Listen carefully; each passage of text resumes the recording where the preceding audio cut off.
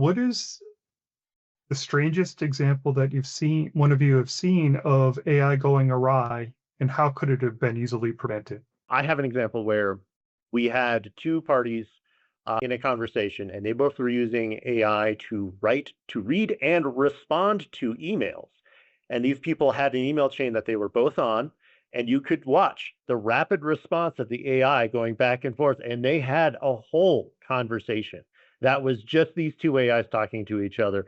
That basically they agreed on having a trip to Italy the next year, signing a contract for $3.4 million.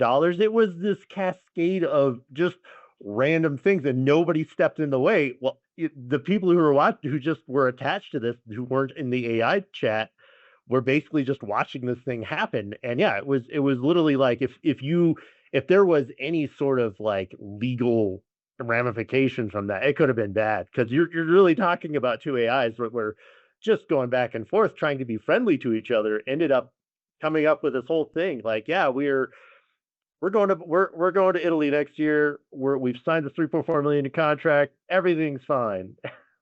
And easily just having somebody there to like, just having somebody, one of those parties, be in the middle of one of those emails and just like, nope, I'm not responding to this. Yeah, I had a relative recently say, I haven't written an email myself in 2 years, and my first thought was, I hope you're reading what's being written.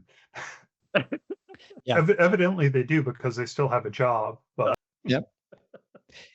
And our example, speaking of email, I think the biggest one we've seen, and a lot of the audits we're performing, we're looking at email responses, and we've seen a lot of phishing attacks where it'll sound very, it'll sound like your neighbor. That's probably the most real life example that I've seen is the phishing attacks trying to get information so then can get further into your platforms and systems.